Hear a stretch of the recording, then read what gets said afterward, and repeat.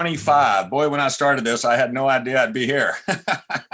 I want to thank you all for joining us today. I'm just thrilled and excited about this, and I can't wait to tell you about some of my joy through this for Trent. But anyway, we have Trent Suggs, president of Audio Research Corporation, and he is the new owner and president. So welcome. Thank you. Thank you for having me, Alan. It is just so great having you here. And it's so great to be seeing folks because, we haven't done a lot of that. So anyway, it's great being able to see folks. But my folks out there, if you will, please like and subscribe to the channel. You'll see out there, it helps us on our Google search engine. That's the real gist of it. Also, if you will, go to hifibuys.com and sign up for our newsletter. That'll keep you informed of what's going on. And there'll be some nice news today as well that we can share in a new newsletter and that kind of thing. So also, if you will, ask questions. I'm sure we've got a few industry folks that are friends of Trent, so y'all please have a little fun with them out there. That's all invited. I think he can handle it. Also, last week we had Andrew Jones with ELAC. That was a really interesting conversation. All of the previous HiFi chats are up on our HiFi Buys YouTube channel, so you can go back and watch them. They always start off kind of going through the personal stuff with an individual and learning about them and culture and mentors and that kind of thing, and then get into product.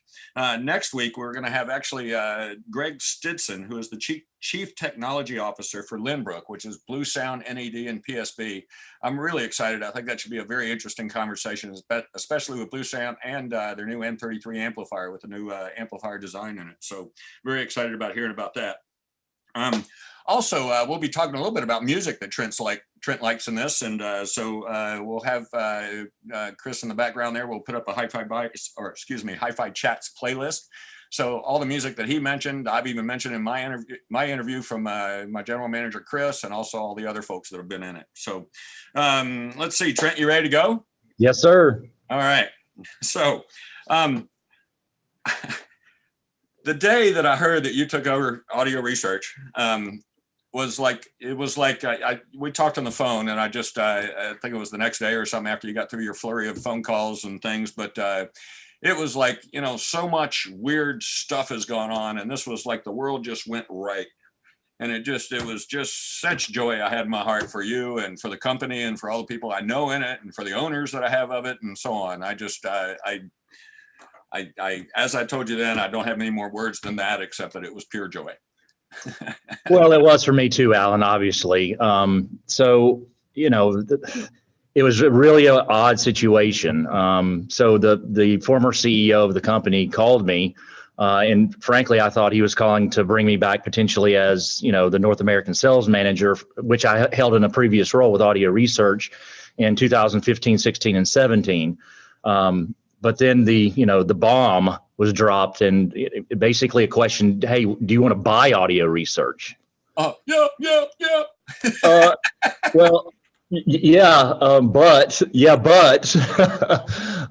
so it was a long, arduous journey. We were in negotiations for about 7 months. Can we get into this a little bit later? I don't want to get too deep into it. I kind of have questions that lead to this, and sure. I know everybody wants to hear it, but I'm going to make you hang on for just a minute. That's fine. So Trent, we want to know about you. Okay.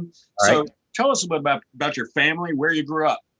So I grew up in Gastonia, North Carolina, a suburb of Charlotte, North Carolina.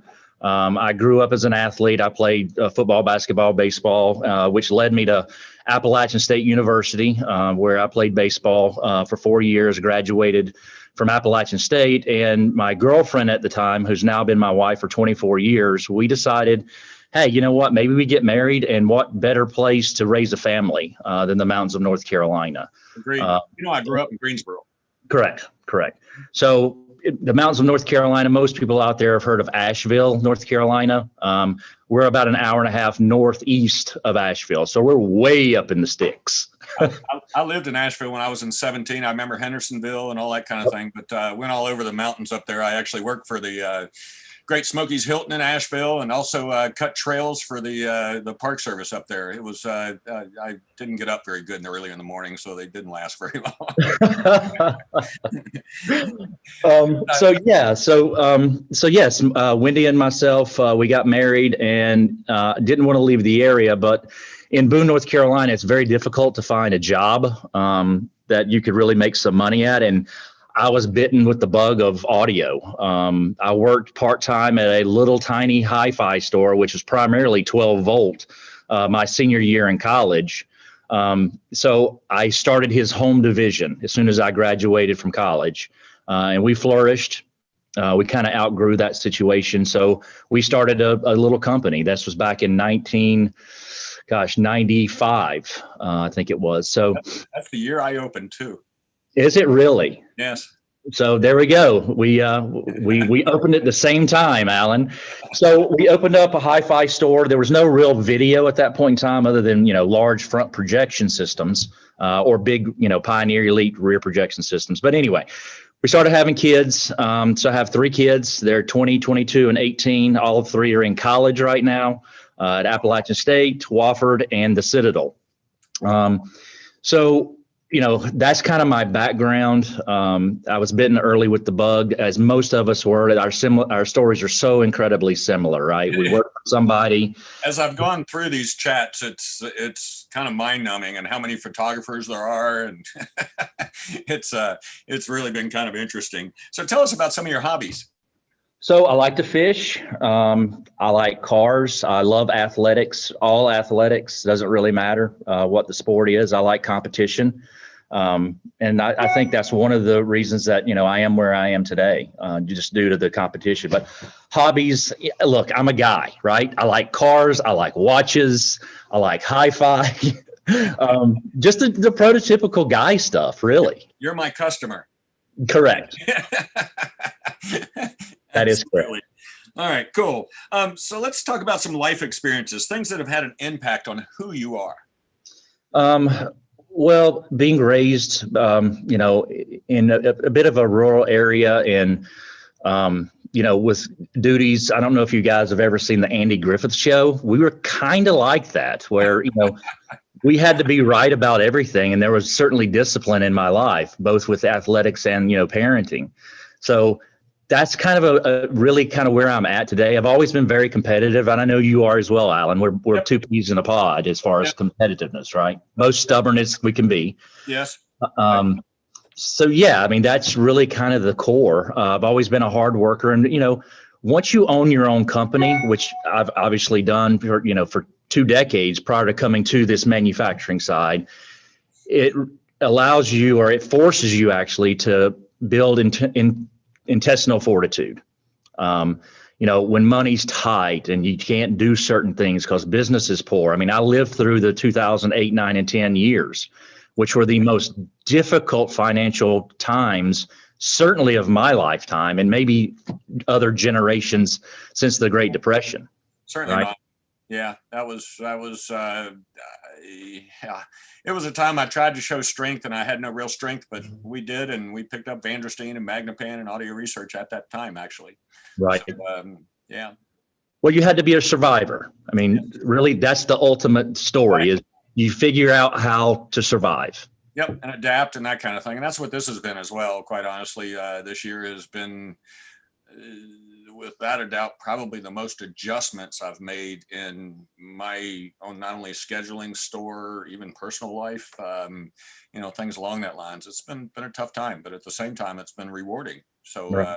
Seeing your adjustments and that kind of thing. HiFi Chats has been a really big deal. And so we've been excited about doing it. And it's been, what I've really loved is I've actually learned more about people during this year by having these HiFi Chats than I have probably during my entire time in the industry. So right. It's been great to be able to kind of direct and ask the questions. Right. And so that's been really great. So again, life experiences, you feel like anything recently that you feel like, or something within the last 10 years? I know that 2007 was just, that was brutal. Oh yeah. So, we survived and conquered. And then in 2012, a very close friend of mine, Bill Pugh, with Wilson Audio, called me out of the blue and asked me if I was willing to come work for Samico. Wow. What a Mike Tyson right hook in payday, right? So of course I'm family oriented. So I asked my wife and kids and sold the real estate, sold the company, and went to work for Samico. And then after Samico, I was at Magico, then Audio Research, and then Rel Acoustics. So learning the manufacturing process and how other businesses controlled, their internals, it's really enlightened me on things to use and things not to use as far as a manufacturer.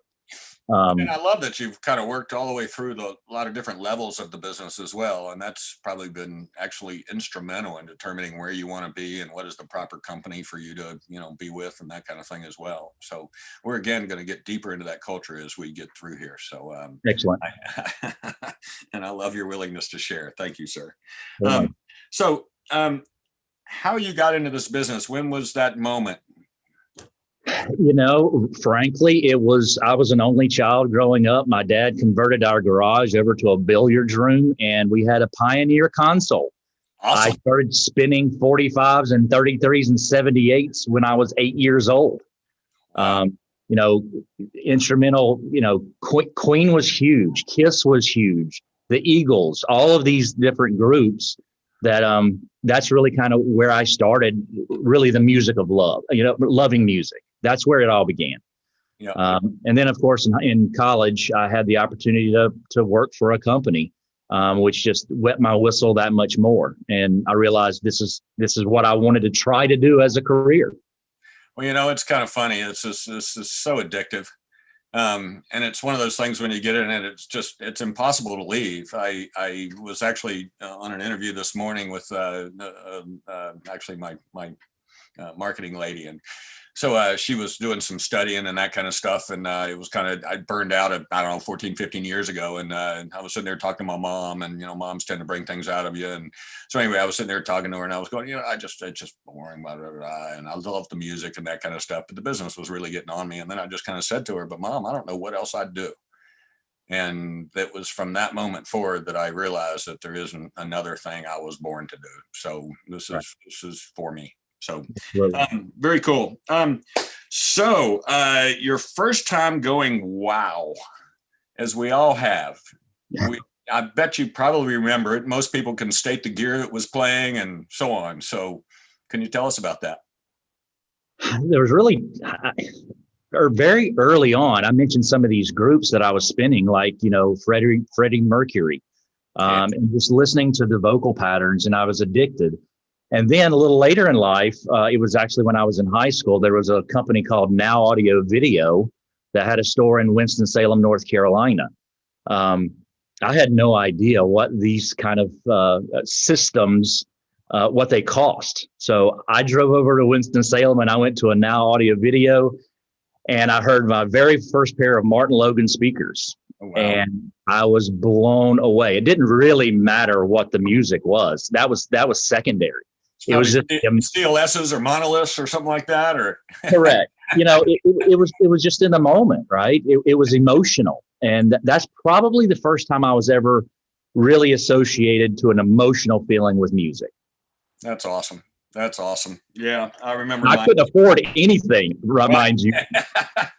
Well, I used to go into Jerry's Audio Video, and this is in Phoenix, Arizona. I lived in Casa Grande at the time, and I just found audio, and so I was like in this, I got to go see stuff, and they had just JBLs, Macintosh, all that stuff that, when you first glimpse it, it's like the greatest stuff you've ever seen in your world. And so anyway, and I remember they had Everest and all that kind of stuff there. It was just, I again, couldn't afford any of it, but it was right. a lot of fun.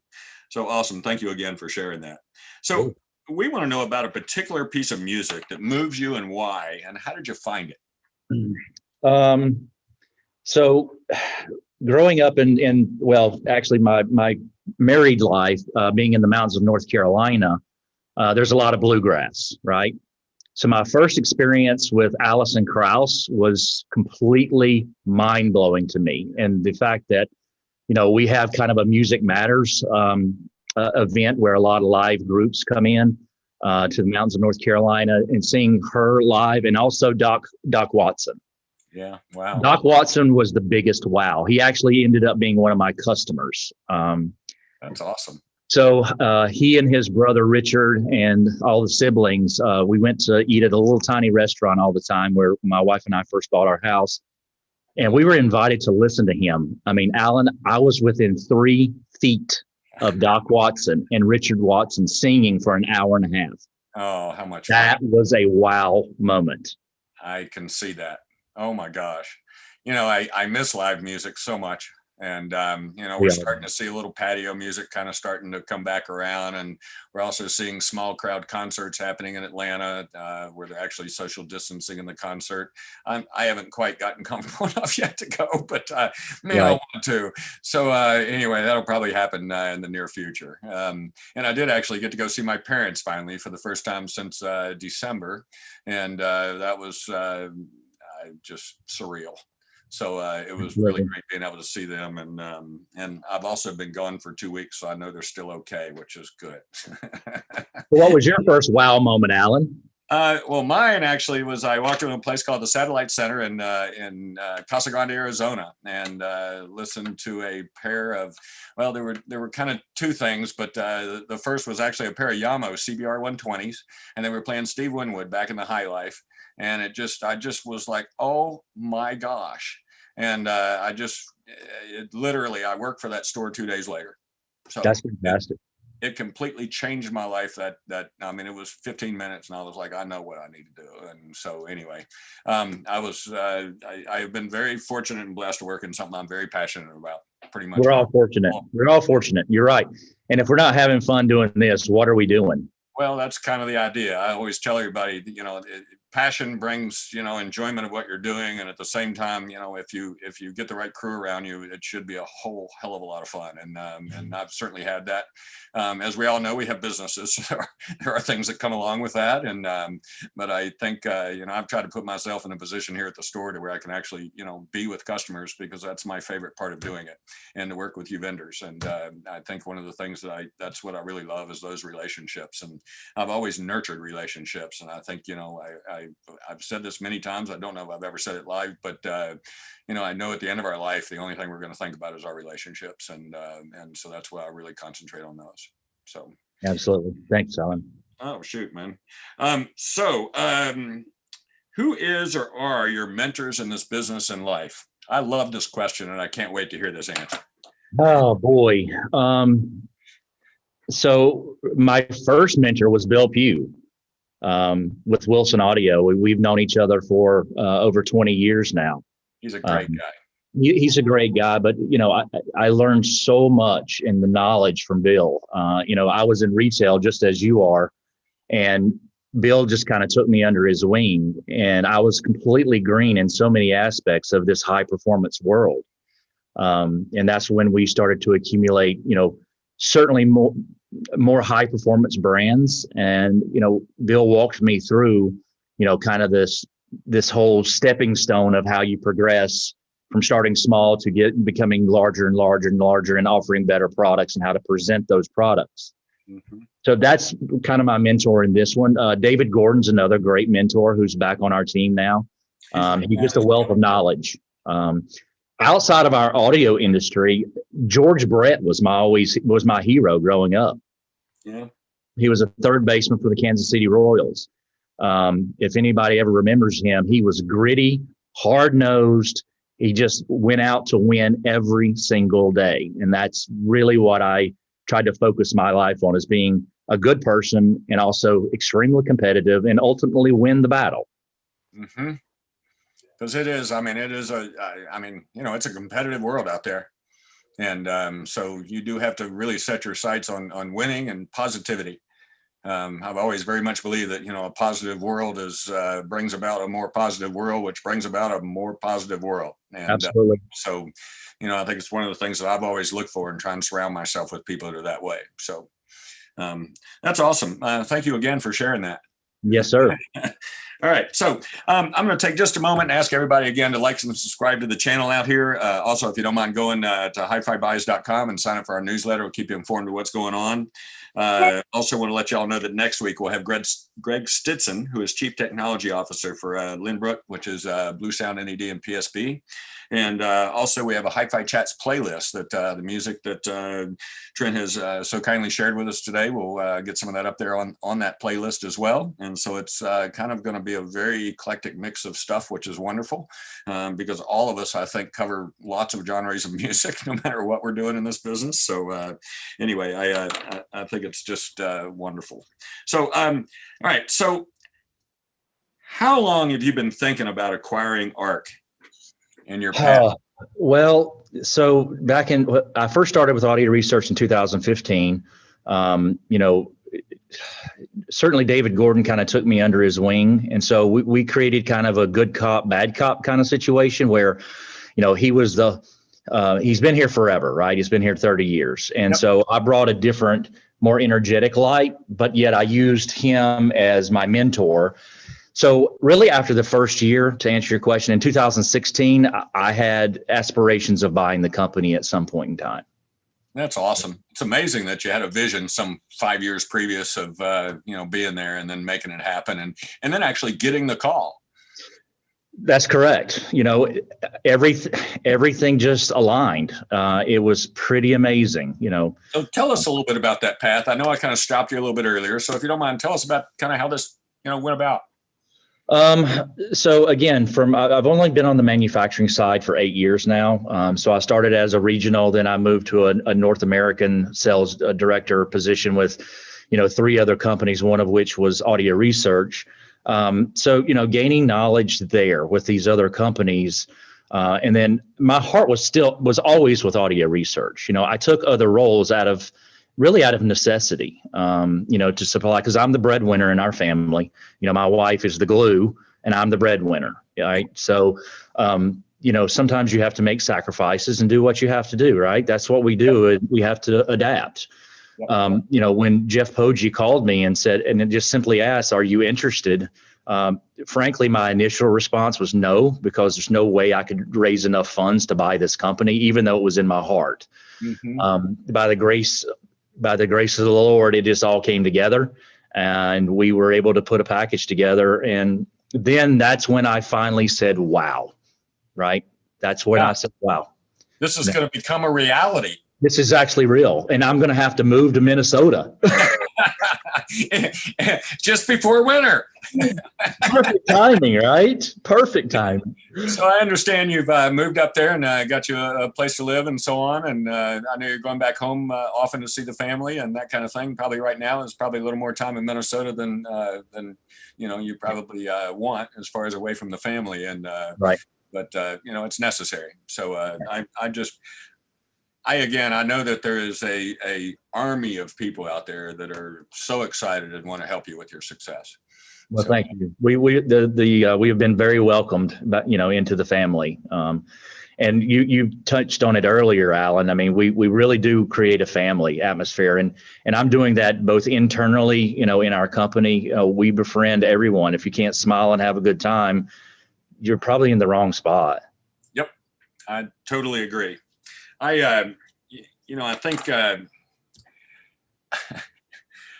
I look at back on my time when you were the national sales guy for Audio Research and our relationship and that kind of thing during that time. I always loved your fight for the right thing. And it's the one reason why I just was overjoyous when, I heard this and so on. The things that you've learned and the people that have taught you and kind of have guided you in this regard, through your years of distribution and that kind of thing through other companies, I think is very admirable. And I really liked the way that you work with dealers and always try to make sure you're doing the right thing by them.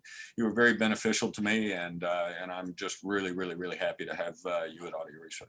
Well, thank you, Alan. And, just to add to that point, which is an incredibly valid point, I have a unique ability because I worked for 2 decades in the retail industries, right? So I can read, both manufacturing on our end at this point in time and retailing on your end and create a happy medium there, right? We have to work as partners together. It's not one-sided ever. It can't be one-sided. Right.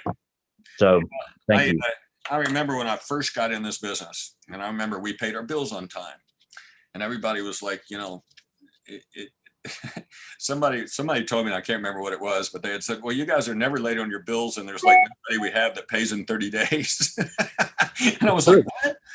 Yeah. Wait a minute, everybody's late on their bills? So anyway, I've always stuck with that because I want my relationship, for one, to be financially solid with my manufacturer, and at the same time, emotionally, satisfying and satisfactory as well. And for them to know that we're doing the right thing too.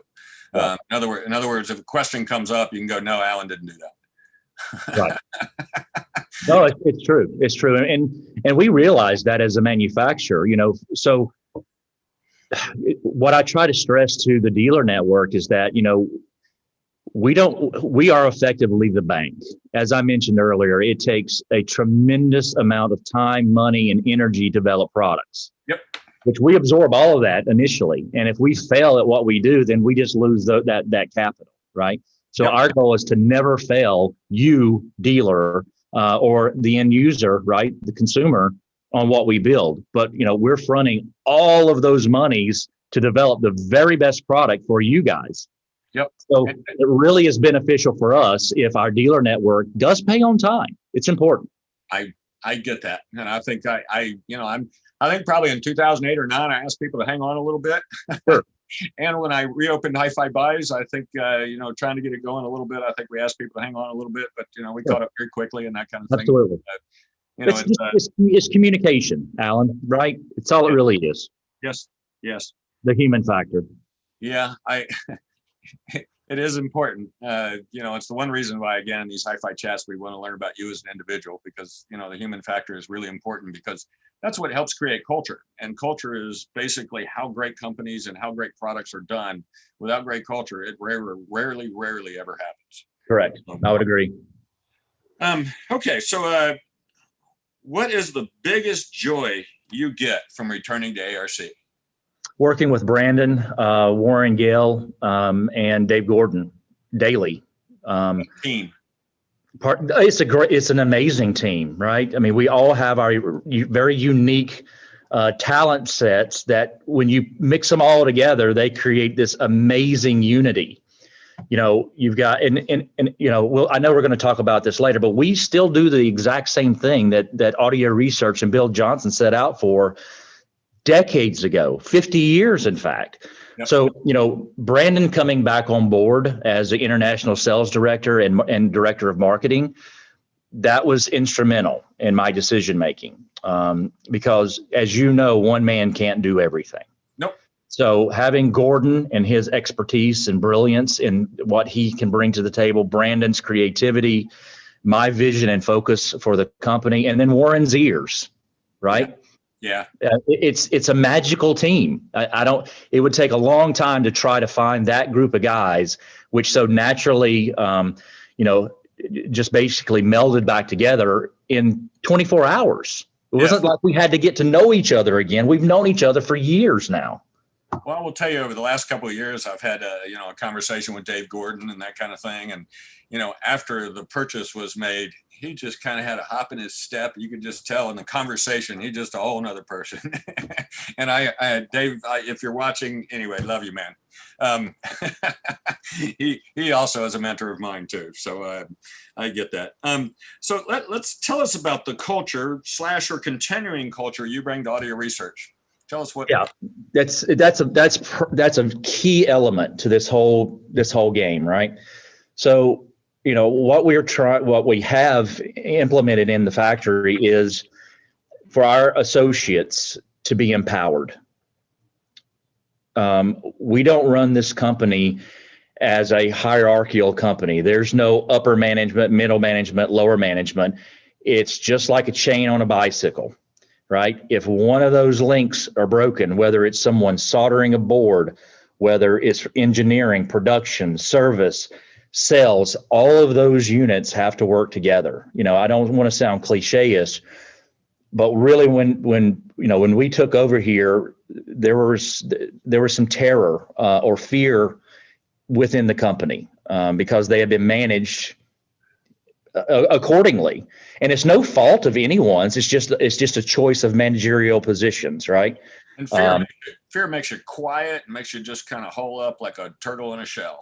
And not creative, right? Not creative. That also leads to failure rates, right? If people aren't happy what they're doing, their work is going to suffer. My very first statement to the entire group, the entire associates of the entire group is, my goal is for everyone in this building right now to retire from Audio Research. Awesome statement. we don't want you to go anywhere. We love you. We want you. We care about you. Then that means we care about your families as well.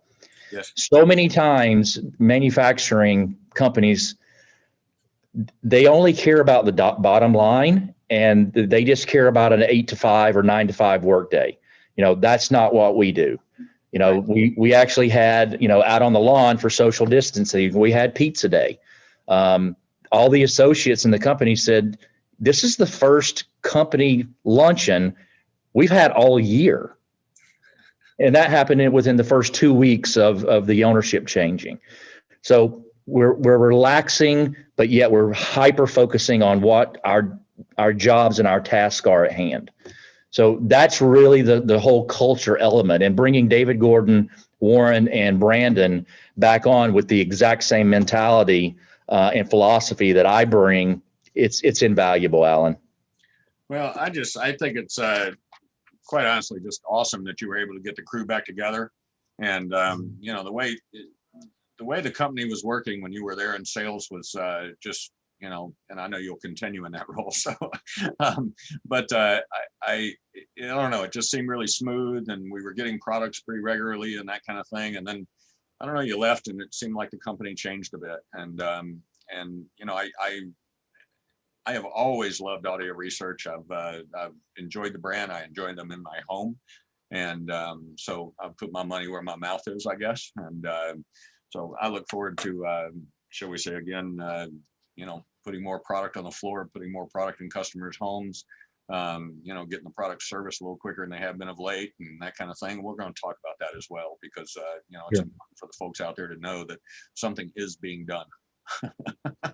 So, all right. So, give us a little bit of history of audio research.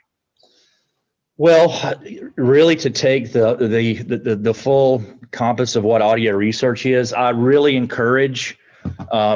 I don't know if you guys have heard about it, but we just came out with the 50th anniversary book, Making the Music Glow. We can't really go over the history in full. This is a very thick book, Okay. but I will say the history behind what Bill Johnson brought to the table initially. We are continuing with that exact same vision. We are, a human company. Historically, audio research has always built tube electronics, and that's who we are. That's our DNA. So moving forward, we will never, ever deviate from Bill Johnson's, vision back in 1970. That's awesome. It's kind of funny too, is we're kind of going out, and here he's starting a company. I feel like it was kind of like me. It was like, everybody was doing home theater and thinking everybody needed to move to home theater. And I do love doing theaters, and I really love music videos and that kind of thing. But, 2-channel audio systems are really my thing. And so that's kind of what I've stayed behind. So that's awesome. I love that, again, the culture has proven itself for many, many, many decades. Correct. And so normally a good culture like that will continue on no matter how the world changes around it. Absolutely. And frankly, who am I to change that? Right. Well, yeah. Right. I mean, all I'm doing, I'm just embellishing what he created and just moving it into the next level. Well, and you have your brand ambassador, Mr. David Gordon, who is, I guess audio research is basically just in his body and brain. Sorry, David. Yep. So how have the products evolved as the world has evolved? Well, with new formats, and we touched on digital earlier, they've just simply gotten better. Components have gotten better. Digital audio's gotten better. Now the research, of course, the resurgence of vinyl has gotten better. So, we as a company, we take all of these things into consideration when we're developing new products. So the more they change, actually, Alan, the more they kind of stay the same for us. Yep. I tried to speak to people about this. They say, well, gosh, the world has just changed since I bought my system 20 years ago. And I'm like, no, it really hadn't. Correct. It's still about power supplies and analog outputs and that kind of stuff. And, so it's really, even though it is different, it's the delivery systems that have gotten a little different. Right. And all of them have gotten better, substantially better. Of course. You know, Which is really a benefit to all of us, right? I mean, now people can buy audio research and truly experience these changes in whatever format they choose to listen to. Yep. Yep. I remember listening to the Ref 5 going, oh my gosh, they've just nailed it. It's never going to get any better. And then the SE came out and it was like, oh, wow. And then the 6 came out and it was like, oh, wow. And then the 6 SE was just like another, I mean, just anyway. And we're going to talk about that here in a minute too. So, Right. All right. So let's see. Why is it that your products enjoy such a huge group of loyal customers? You know, it's one of those very unique brands, Alan. You know, it's loyalty, it's patronage. You know, I've been on the phone with at least a dozen customers over the last week, and these customers are 40 years deep into audio research. It's one of those brands where once you're hooked, you just don't deviate. It's not like a lot of other brands or even some speaker manufacturers where you might try this one and you might try that one. Our loyalty to our customers is tremendous. And one of the factors is that we still service the very first units that Bill Johnson ever developed and built and delivered to the customer. We still service those products. Okay. Yeah. Builds in tremendous loyalty. I think it's amazing that, you know, when you think about it, I think there's probably transports is probably the only issue out there on repairing anything. And, Right. you know, I was talking to Meridian the other day and they were kind of in that same boat, and, you know, transport's about the only thing they can't do either. And I love companies that have the ability to, you know, I guess the thing that I would say is I remember when I came up for my tour and Dave Gordon took us into the kind of the older parts room, which I understand is well expanded at this point from the factory I got to see.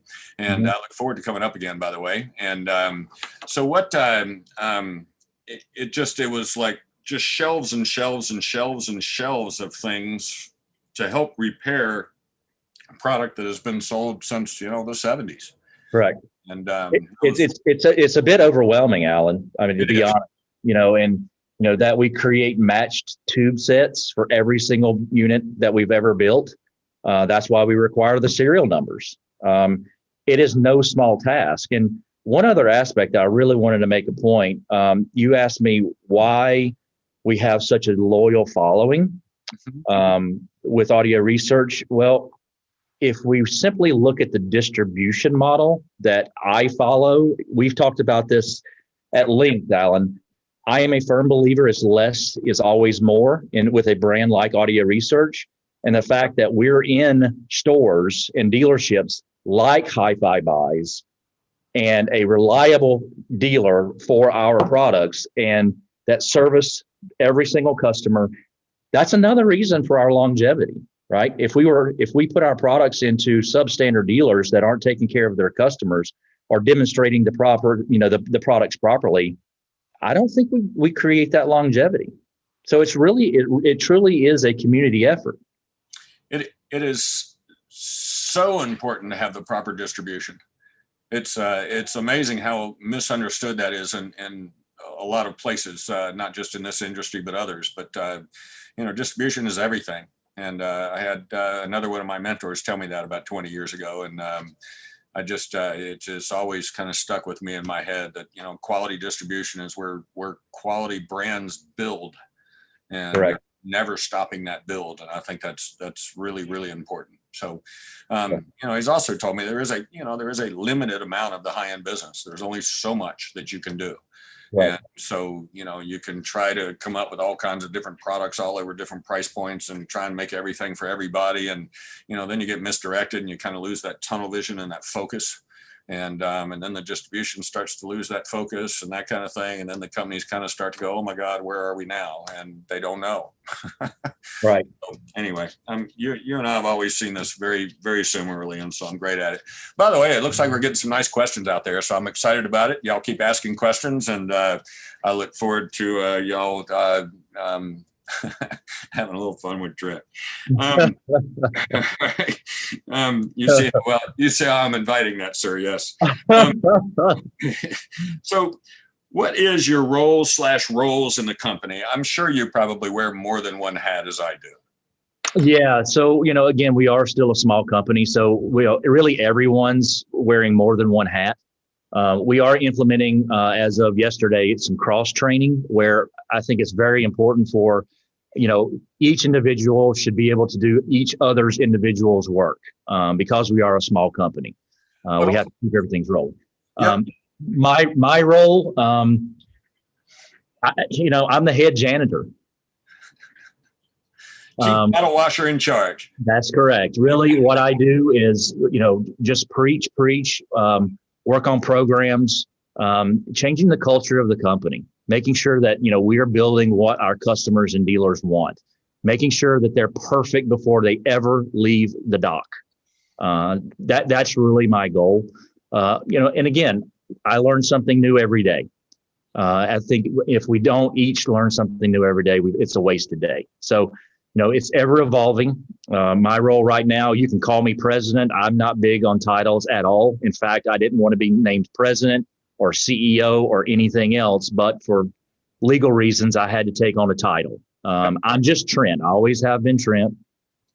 So anybody out there, you can just refer me to Trent. That's all good. So I wear a lot of roles. I wear a lot of hats. Just don't forget capital T, guys. Okay. You can use lowercase. I'm just teasing with you. I agree with you. I think we'll see that you are, Trent, and I get it. When I started this company, I never really thought about being CEO or president or anything along that lines. I just wanted to sell some audio gear, and then as the company got larger, you kind of had to put a title to it and that kind of thing. I being the boss is probably the most uncomfortable thing that I do. So I really kind of consider myself a coworker and really try and stay in that place. And I think it builds teamwork and trust. And so I'll do anything in this place. And I've proven that. So yeah. Awesome. So let's see here. Let's talk about the team you have there and how important it was for you to have them back together. Well, we touched on this earlier. Frankly, if I was in communication with Brandon probably 3 or 4 months ago. Brandon used to be the international sales director and marketing director for audio research. In fact, when I was there, Brandon comes with a wealth of experience. He speaks 6 languages. He's just a wealth of knowledge, both in the marketing and, dealing with the international world, which is, it's a very key aspect of what audio research is. And it's different in all the different countries and kind of how it works and that kind of thing. I have a hard enough time just speaking one language. So, right. Well, and cultures are different, right? Just when you're dealing with the world, it takes a very unique a skill set. And Brandon brings that to the table. So, he was my very first guy that I spoke to. I couldn't really speak to David Gordon because of some, legal documentation. But when we virtually had a closed deal, I was able to, at that point in time, discuss with David Gordon, the vision, and he was so on board. Like you said, excited.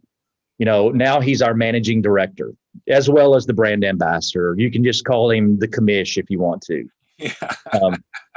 So Commissioner Gordon, of course. Those, and then of course, Warren. Warren is, every single piece, whether it's 40 years old or it just came off the assembly line, he signs off on every single piece before it's shipped. How many other companies do that? I don't know of one. And I remember being back in his little lab and he's got some ears, there's no doubt about it. And it's funny that, he uses magnepans to hear everything. And that certainly makes real sense to me because what he's got there, I think some old timpani ones along that lines. Yeah, we've got quite a few products. We've got some Wilson, we have Maggie's, we have a lot of different units, but yeah, he's invaluable in that situation. But, really our products, they scream with excellent regardless of the manufacturer and regardless of the price point, really, of the speakers. We just make them shine to their nth degree. The best that they can possibly perform is what we do with our electronics. Well, I've certainly noticed that. I carry a wide variety of products here, and I never have a time when I put audio research on a system and it doesn't sync. Right. And that's one of the things I just love about it. I mean, I never have had a customer go, well, gee, this sounds bad. I do remember I had a customer, I think they bought a Ref 5 or Ref 5 SE, and they went through that break-in period. And, at about 50, 60 hours, it just kind of goes down the cliff. And he was like, this thing's broken. And I said, no, give it time. And it started climbing up, and finally went, wow, I don't know how a product can do that. So, but that was the only time I can ever think of somebody questioned it. Absolutely. All right. Let's see. So I think we really touched on this already as well. And how does your experience as a retailer provide insight from your new position? Do you have anything you want to add to what you've already? Not really. I mean, again, you just have to know, you have to walk on both sides of the street, right? And then you meet in the middle. That's really, that sums it all up. Yep. You have to recognize and understand what is necessary on both sides. And you got to have two ears, right? You got two ears and one mouth. So I listen a lot. Yes. Good for you. All right. Can you explain what it is about vacuum tubes that makes them so musically satisfying? Sure. So solid state electronics use semiconductors, right? Audio research with the tube, it's a full conductor. So what we're able to do is create, a very open sound stage, wide sound stage with less qualifying watts, but it's a more linear effect using tube electronics than it is solid state in most cases.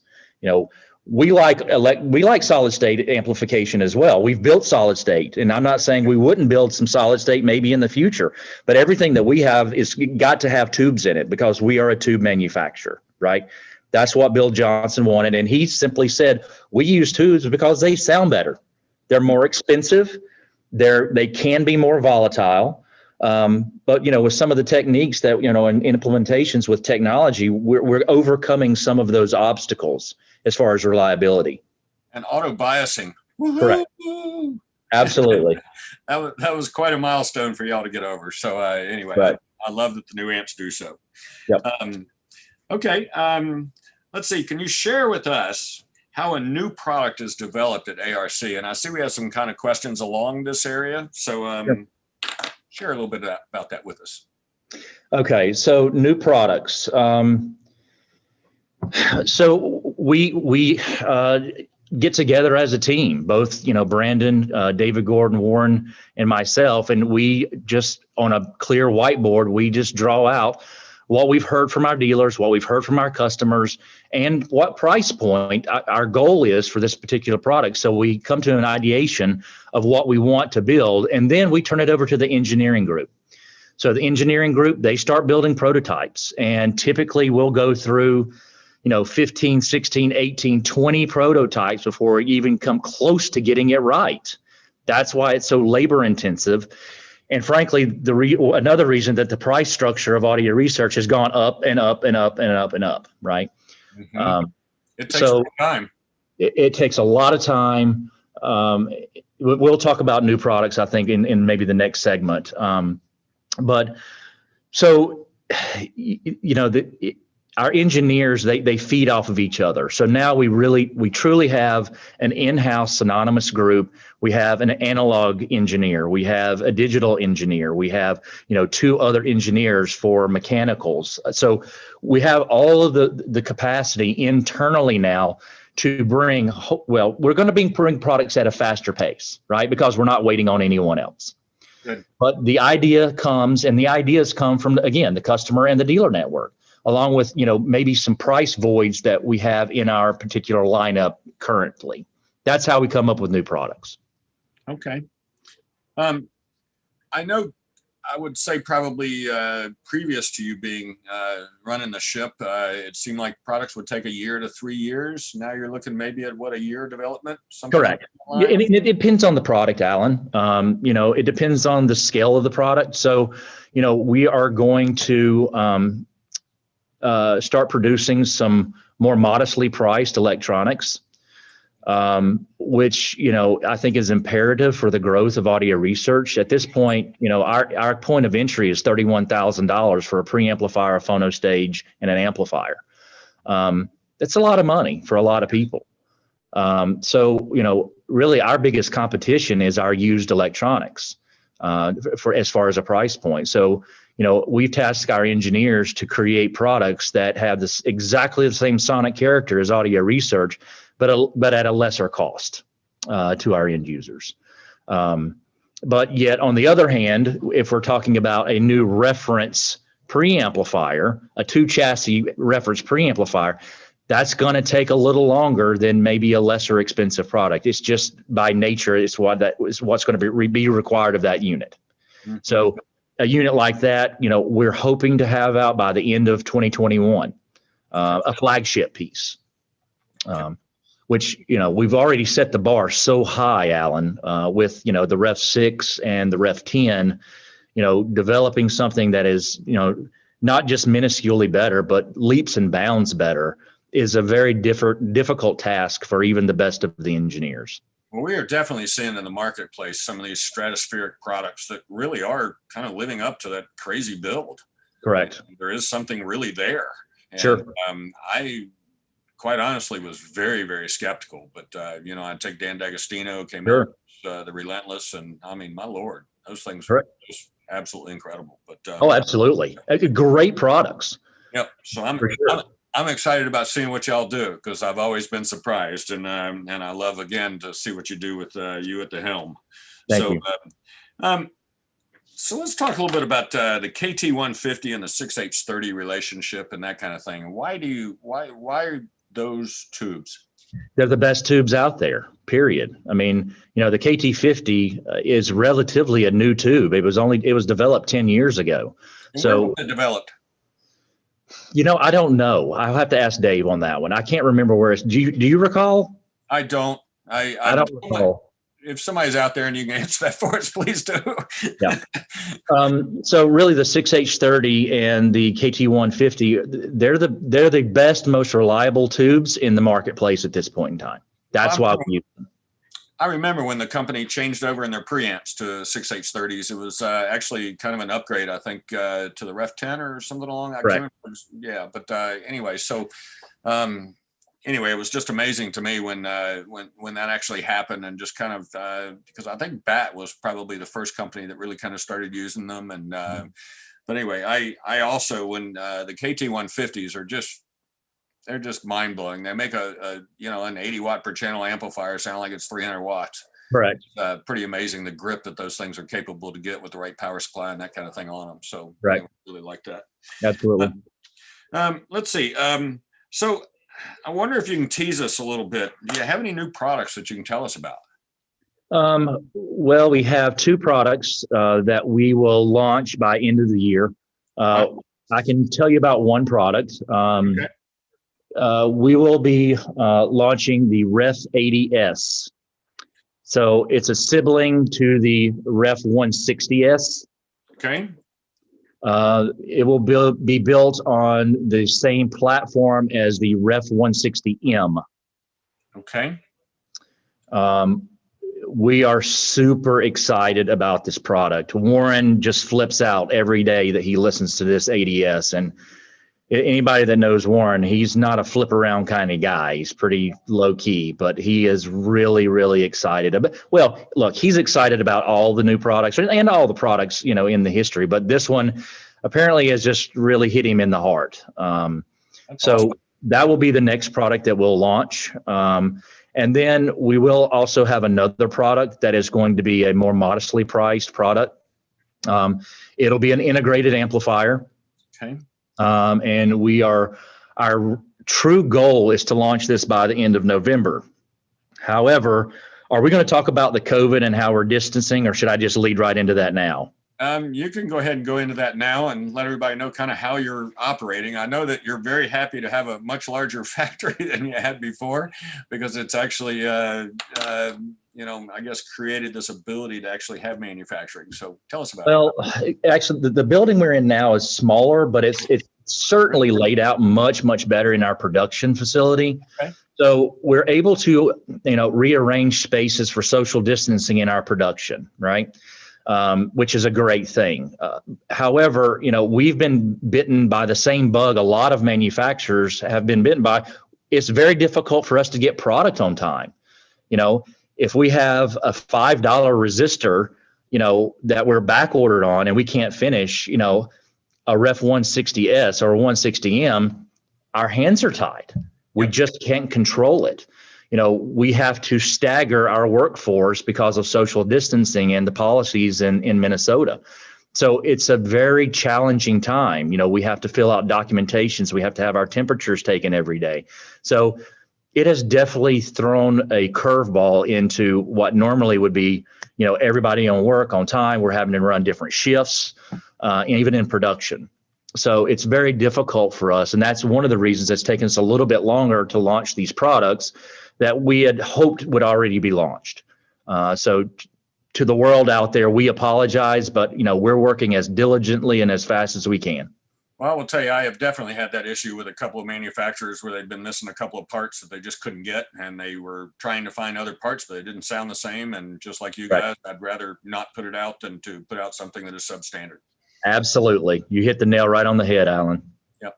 So let's talk. I know there's been a little bit of rumblings out there about service lately and that kind of thing with audio research. And I know upgrades have kind of been delayed and that kind of thing. And so tell us a little bit about that and how you plan on kind of getting us, I guess, back in the shorter turnarounds and that kind of thing. Absolutely. It's imperative, Alan. We just recently hired another service technician. Arguably one of the most difficult positions to fill in our company. They can't just have the ability to work on a brand new Ref 6, right? They have to be able to work on a Ref 1, in 610s, because again, we service everything. So we are very, very back ordered. We shut down the factory for 6 weeks. Well, people still sent their products in for service and updates, et cetera. So with this Ref 6 to Ref 6 SE update, it is untenable for us as a company right now. So what we've done, even at a loss to the company, I came up with a program for a trade-in program for the Ref 6. So we're doing this for our customers, and I know it's very frustrating. Right now we're in a 5 to 6 month back order, back lead time for the Ref 6 to Ref 6 update. That's just far too long. We can't stomach that as a company. So I've put together a program where our consumers, through our dealer network, they can purchase a brand new Ref 6 SE, brand new with 3-year warranty, right out of the box for $5,500. Holy smokes! Yeah. So is this because you can actually build new ones faster than you can update the older ones? That's exactly right. We can ramp. I mean, we're building brand new Ref 6 SEs within typically a week to 3 week period of time, not 4 and 5 and 6 months. So we're doing this for our customers. Thank you. You're welcome. Thank you. So this is really a goal of mine for the company to come out looking great, because we don't want to look poor in the eyes of our customers that are waiting for updates. Right. So we as a company are going to take a loss on bringing these Ref 6 back, but it's okay. We're going to get the new units in the customer's hands so they can enjoy them. So that's my philosophy on every practice of our company, Alan. Well, that's fantastic. I know you're a get it done guy, and so I have no worries about things getting a little quicker in turnaround down there, and or up there, I should say. And because you are up north, where all the winter is going to be very soon. And anyway, I hope you'll be able to. Do you have a coat? Just one. I got it at the Goodwill. Come on. I know better than that. So. I think is the Ref 80S, is it going to cover the same meters and that kind of thing? So it'll be basically in the same box. It'll look like okay, awesome. It's just a sibling of the 160S. Yep. So is that going to be pricing on it? Do you have that, or do you want to not go there? I understand if you don't do that yet. I can tell. Well, I'll tell you right now, it's going to be at a price level that I have changed since I came on board, Okay. and it went in the right direction Okay. All right. We'll leave it at that. or down direction, whichever direction you choose. I like the right direction. So, one of the things that I've kind of always been intrigued by, and so y'all build 2-box preamps, Ref 10 and Ref 10 phono and that kind of thing. Why 2 boxes, and what does that do? And what effect does that have on the sound? Well, you're taking the power supply away from the line stage. It just creates for a much wider dynamic and lower noise level box. Period. You're creating 2 chassis for isolation. I think the biggest thing that I've found through a lot of these HiFi chats is how much noise is in this stuff, and through like Garth Powell and his products from Audio Quest and Mike Lapis with HRS and so on, that there's just been so many different ways to be able to reduce noise, and we just don't realize how relaxed our brain can be in front of our systems, and we don't realize that noise is impeding that. Correct.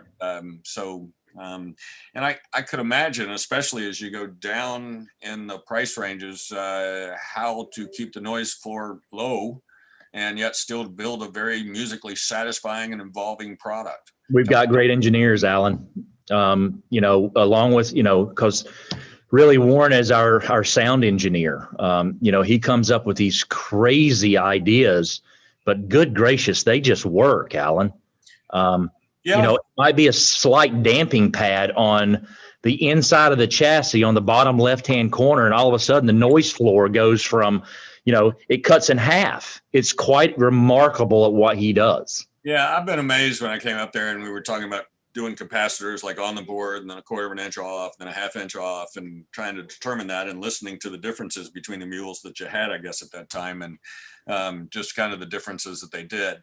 I know that when we're building systems, in the retail atmosphere, as you have done previously, one of the biggest things I've always found is it's a whole bunch of little teeny things that make up one big difference. Absolutely. And so when you're looking at like going from, let's say, a Ref 6 SE to whatever might be following that, you have to look at each individual thing and where you can make tiny little differences. And when you add all those up, that's when you actually have a new product. And that's why you have a 5 or 6 year cycle between products. Do you expect that to continue within that? Absolutely. Yeah. Really, for our reference products, absolutely. Okay. Because, even orientation of the caps on the boards, right? Yeah. Taking those in 10-degree increments all the way around 360 degrees on every single one of those to find the lowest noise floor, right? Yep. It's incredibly painstaking process. So that's kind of why, our life expectancy on, any ref products, it's going to continue to be probably 4 to 5 years. Okay. I remember when y'all came, I don't remember exactly what series it was, but, the side panels became very heavy and strong, and then the transformers got mounted to them. And that seemed to be a really huge step in I guess the noise floor and the quality of sound and just the sound stage that we were able to get from there. That's for instance, a Ref 10. You're exactly right. Yep. I remember when y'all came out with a 40th anniversary preamp, and I at that time was not selling an awful lot of what I call very high-end preamplifiers, and I think we sold 5 or 6 of those things, and I just loved how they count down from 40 to it's actually a pretty cool thing. Yeah, warm up time. Yep. Now I remember a long time ago too that, and it's always been something that I told Dave about, because I remember going up to my own preamp and it had the volume control number on one side and the volume control was on the other side. And finally now the volume knob is where the volume display is and the input knob is where that input is. So anyway, I was so happy. He is dyslexic, Yeah, well, so am I, so it should have been fine for me. Oh my gosh. All right. So is there anything else you kind of want to talk about or discuss or that kind of thing? I have some questions here, but I just wonder if you had something you wanted to go over. By the way, I am very, very excited. As the pricing has gone up and that kind of thing, and we've seen the foundation series getting the $9,500 area and so on, and as reference products are, getting in the 17s and that kind of stuff. And, to have something that we can talk to a customer about that is looking at stereo, because if you're looking at an integrated amp, you may start $2,000-3,000, wind up at 5 or 6 or something along that lines, but trying to get to a preamp and amp at $20,000 is just not something. So I'm really, really excited about having the ability to talk to nearly anyone about audio research. So thank you so much. That is the goal, Alan. Again, with every viable brand, there's always a stepping stone, right? You have a point of entry, and then you have aspirations to go from point of entry to middle level to all the way to reference, right? Mm-hmm. We've been very lackluster in producing that for our customers for many, many years now. If you look at the historical value of what, Bill Johnson did, there were a lot of products in that $2,500 price point. Now, in today's terms, maybe that's $5,000.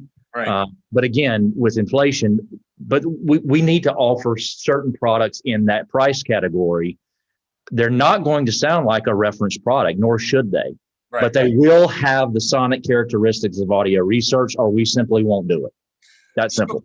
So when you talk about sonic characteristics, what does that mean to audio research? What is that sound that you're trying to acquire, and what do we get as we go up the ladder? Right. Scale is really the key. Power and scale. Will our products work with almost everything? Yeah. I mean, one of the integrateds that we're working on right now, the lesser expensive unit, we set that up with a pair of speakers that were in, $65,000. Well, there's no way that product should run because it's disproportionate in cost.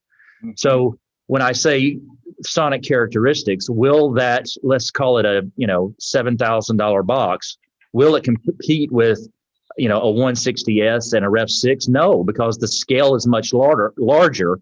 However, if you listen to the two units, you can understand it's still the house sound of audio research. It's linearity, it's spaciousness, it's three-dimensionality. It just simply gets on a larger scale as you go up the line all the way to reference products. That's the best way I can explain it. Our engineers could probably explain it much more in detail and technically than I can. Go ahead. I think you're absolutely right. I mean, with good companies in speakers, the same thing happens. And with companies in digital, the same thing happens. Right. It's always been kind of my thing is I want a company that actually knows what their engineering is. And if you listen to their products up and down and they are kind of all over the map, you realize maybe somebody's not doing the job that they should.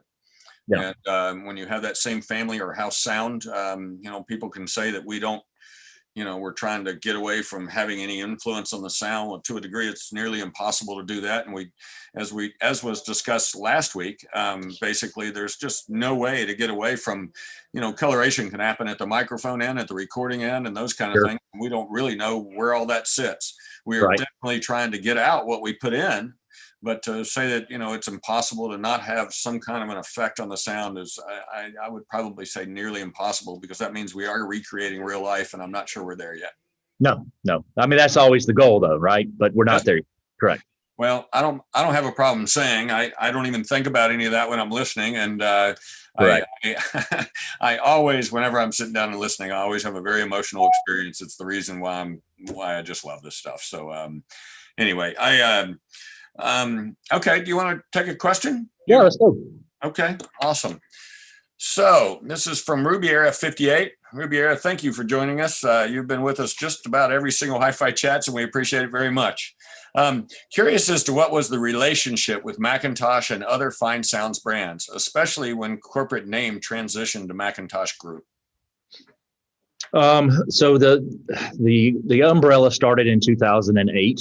So the Macintosh Groups was originally purchased by Quadrivio. The first purchase was Sonus Faber, and then it was Audio Research, then Samico, and then finally the Macintosh Group. So Quadrivio was a large umbrella, which Audio Research was just a simple subsection of this very large umbrella. Now, they were an investment company, correct? They were an investment company. And then, of course, Quadrivio, an investment company, sold the investment to a company called LBO France. So LBO France still currently owns the Macintosh Group. So the Fine Sounds Group was an Italian group. LBO France is now the Macintosh Group. So it's just a different verbiage. So what we were able to do is go inside of that umbrella and just pluck audio research as a segment out from that umbrella. And now we're independently owned. By you. You're a man. I'm so excited. I didn't hear that. Sorry, Alan. Sorry, I said by you. Oh. I think it's I know that audio research is in the right hands, and that was always a question that came up. Is like, how does this work with Macintosh and that kind of thing, and so on, and aren't they going to ruin the company and so on? And I said they kind of left you alone, probably for the most part, in design and that kind of thing. I think management and stuff kind of got in the middle a little bit, and and they certainly didn't hurt the development of products, which is what I'm so happy about. So you've got a good foundation to work from, and I think some very nice blue sky in front of you, sir. Thank you. It'll take a little bit of time to move a cloud or two, but that's okay. All right, we're up for the challenge. I know you are. All right, next question from Ron W. And you guys, please, if you have any questions out there, please don't hesitate to get them up there and get them to Chris, okay? Please describe how Warren does his job. I think this is really a great question. His approach, what he listens for, etc. And what you would do if he left audio research. If a component fails the Warren test, how do you fix it? Absolutely. So those are all great questions, and a huge question it is. So the first part is Warren. We're actually trying to create a succession plan for Warren, but boy, that's a big task. Fortunately, Warren he's often the first one here and the last one to leave every day. Very healthy guy, very talented, but we have to, as a small company, we have to build in succession plans. So just so happens that Brandon Lauer also has an amazing sense of spaciousness and can hear very, very well. So again, we're kind of creating a tutelage there. How do we fix a part that Warren doesn't like? Warren typically fixes it himself. Then he takes it back to engineering and creates a new change order. And then we implement his decisions into the engineering prototype to come up with the very best of the products. Awesome. And then did I miss any other questions from the gentleman? It was kind of, what would you do if you left audio research? You handled that. If a component fails, yeah, you got all that. You're good. Okay, pretty good. All right. Oh, no, it was, please describe how Warren does his job. Sorry about that, Ron. Okay. Please describe how Warren does his job, his approach, what he listens for, etc. We don't know because he doesn't want to let us in the office. I mean, really, when he's listening, he closes his door and we simply leave him alone. I know that he has a standard routine of tracks that he uses, and I'll actually, we're working on, a playlist for audio research that we can post on, we'll offer to you, Alan, and we're going to offer it to some other streaming services as well and also our website. So, we've been tasked, Brandon's tasked with a certain genre, I've tasked with a different genre. So really with Warren, we're trying to get him to let us take a video of him doing exactly that topic. We haven't gotten him over the top of the hill yet, but I'm still working on it. I imagine you'll win that, or it may take a little bit of time though. Yeah. He's a lovely guy. He's very thorough. And, with Brandon, actually, if you're trying to kind of have a tutelage there and that kind of stuff on what he listens for, obviously that's going to open up some avenues as well. So anyway, excited about you doing that. I think that's necessary. Thank you. Let's see. All right. So Jeff Odom, what is the future for tubes? Meaning they all seem to be sourced from China and Russia. We do not seem to have favorable trade relations at the moment. Are there other sources I am not aware of? I'm not that I'm aware of either. I mean, we have had no issues getting tubes, frankly, and we buy them by the truckload. So at this point, I'm not really that worried about, the trade relation. We have great relationships with our vendors. Like you said earlier, we pay on time. Yep. And we have stockpiles of tubes. I will tell you, being at that factory and watching those rows and rows and rows and rows and rows of those the break-in, the KT-150s. Right. Oh my gosh, it's like it's like you died and gone to heaven. Yeah. I think what do we have? 12 banks of 24 units. So you do the math. So Yeah. that's how many we can break in at one point in time. Because one thing that you've talked about, and audio research kind of taught me when I was up there, is that basically tubes change. In other words, as if you just put them in a tester and you look at their numbers, you end up finding if you burn them for about 100 hours, or I don't know how long you do it. I think power tubes and input tubes have a different time on them, but Correct. they actually change their Correct. characteristics during that time. So they need to be retested. So Correct. there's really no use in testing them before you put them in the burning machine. Correct. And then we note each one of those within a variable value, right? Mm-hmm. So that's how we match tubes when, our customers want new tubes for a power amplifier or a preamplifier. That tube set has already been burned in and tested. Yep. And, that's one of the reasons an awful lot of people complain about the cost of a tube from audio research. I quite honestly tell them, get over it. You have no idea what you've gone through to be able to get them. They've been tested. They're noise-free tubes. When you get them, they'll work. I can't even think of a time, I don't think, that I've actually ordered a tube from audio research that did not work in the product it was supposed to go in. Right. And so you end up finding there is something real there. This is a knowledgeable 50-year-old tube company that's been buying tubes for ever and ever, and does a right job with them before we get them. So I think there's definitely the right path to go. So yep. Okay, so we have another question from Ron W, and this is our last question at the moment. So anyway, can you use computer simulations and modeling to reduce the time to develop new products, knowing, of course, that listening is the ultimate test? We do that already. Okay. I mean, the process is tremendous. We test everything with digitally, but ultimately it goes in front of Warren. I mean, the engineers do their due diligence, and we develop products based on very, very successful products that are current in our lineup, right? So we don't start over from scratch when we're looking at producing, a new ref. Let's just call it a ref 20, right? Mm-hmm. We take the ref 10 and we build upon that. Okay. But if there's not a large enough difference and it's not scalable to actually introduce a new flagship piece, we send it back to the drawing board. And that's what Warren does. So we can test everything on a oscilloscope or a meter, but it doesn't mean it's going to sonically turn out the way that we want it to turn out. Yep. It's kind of like specs in a speaker or anything else. You don't really know what it sounds like. Right. That's part of the reason the specs really don't mean a lot. Right. Because sound is different than that. I've always said, Alan, you know what? There's a reason that Baskin Robbins has 31 flavors, because not everybody likes chocolate. Listen to what you like and then buy it, right? Yep, absolutely. It's an emotional experience. Specifications, okay, they're specifications. That's great. But, do you like it? Is there an emotional attachment? If there is, then buy it. So do you think, like, when we compress music or, that kind of thing, do you think it takes some of that emotion away? Absolutely. Do you think if we have a room that the system isn't in properly, do you think that takes some of that emotion away? It depends. We've talked about this, many, many times, Alan. Garbage in, garbage out. It depends on how it was recorded, coloration of the tracks. There's just so many tracks that in this amazing music with like a rune.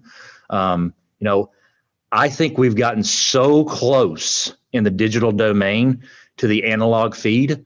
It really boils down to a personal preference and a convenience factor. Mm-hmm. I stream, right? But I still have my go-tos with CDs, and I still have my go-tos primarily with vinyl. But look, the streaming capabilities are just overwhelming today. I mean, I think back around the first iPod, right, which was all MP3 files. Yep. And, my kids were listening to that, and I put it on my head one day and took it off and almost wanted to stomp it into the ground. Kids, what are you doing? This is awful, right? This is terrible. This is not music. This is a compressed ones and zeros. But yeah, I think we're getting closer and closer daily. And there's great companies like Rune, like DCS. There are a ton of great digital, platforms. And these guys, I mean, that they are really, really good at what they do. So we just need to get out of their way. We need to build great preamps, phono stages, and amplifiers. That's another question I wanted to ask. Do you guys have possibility in the future of maybe putting Rune in your products? Yeah, our engineers are already working on it. So, we give them, as we mentioned earlier in the program, we give them wish lists, our engineers. We draw it out. This is the cosmetics that we're going for. This is what it needs to be. We need to hit a price point of X dollars. We want this feature, this feature, this feature, this feature. And they look at us and go, it can't be done. Well, don't tell us that yet.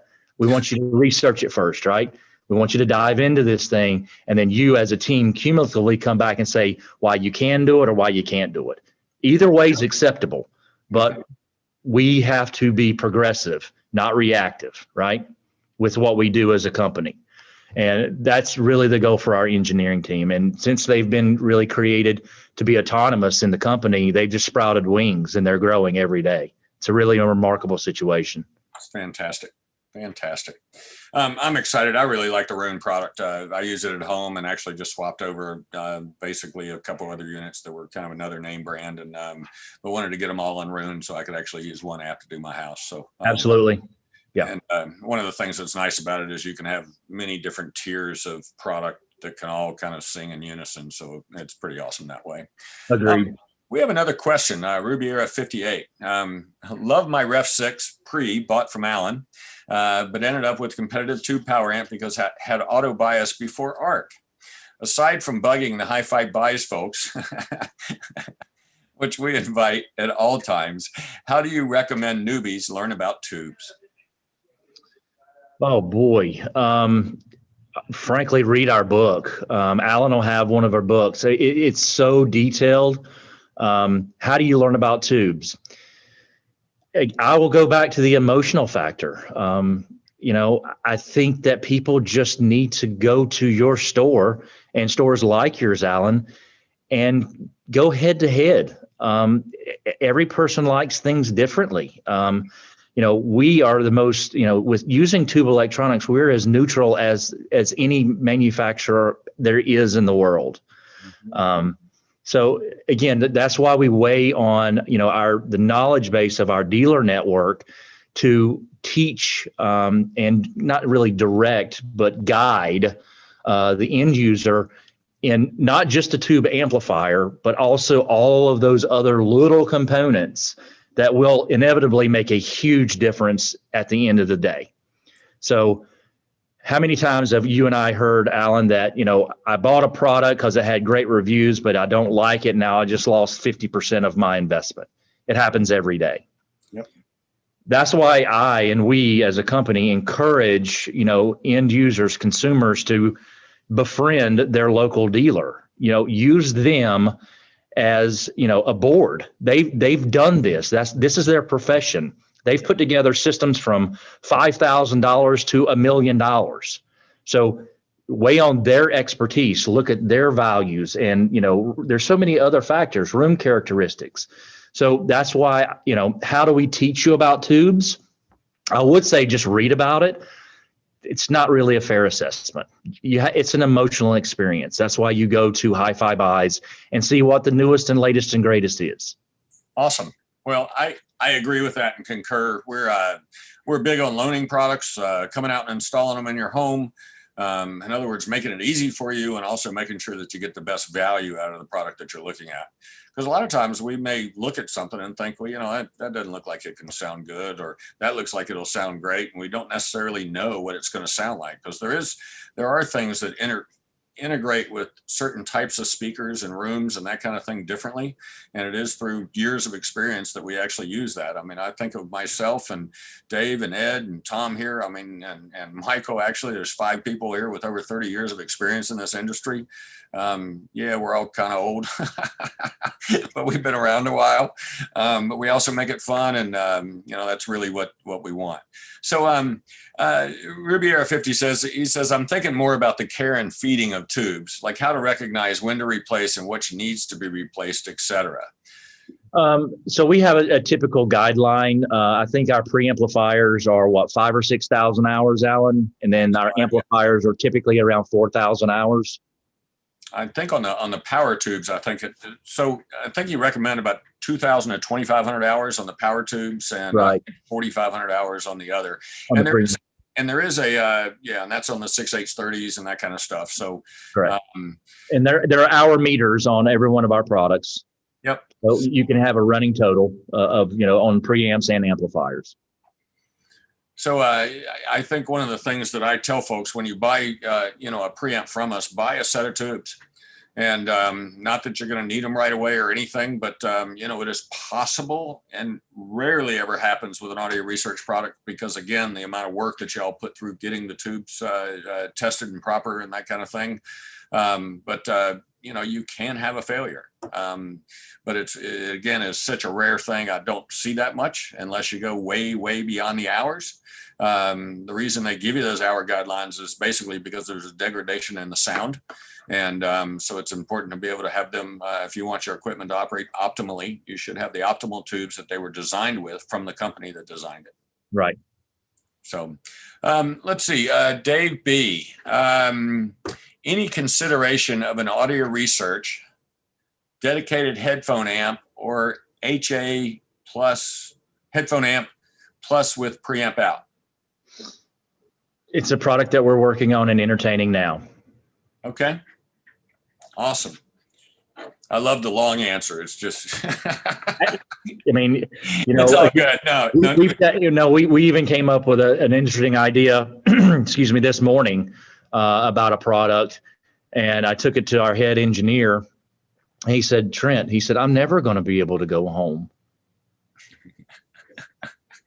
So again, we entertain all aspects of ideas, and we encourage everyone to, email us, shoot us notes. If you have questions, call Alan Jones or call David Gordon or call myself. We are open.